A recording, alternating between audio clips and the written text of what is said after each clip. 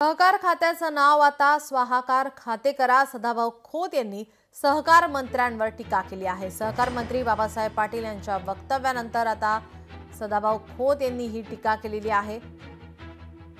कर्जमाफीवरून बाबासाहेब पाटील यांचं वक्तव्य आणि वक्तव्यावर आता या ठिकाणी टीका करण्यात आली आहे.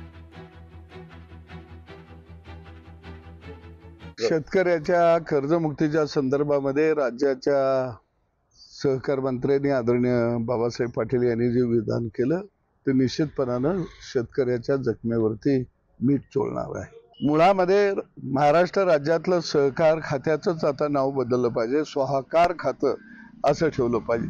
कारण राज्याचा सहकार मंत्री आणि सहकार खातं हे म्हणजे शेतकऱ्याच्या शेतातलं बुजगाव नाही.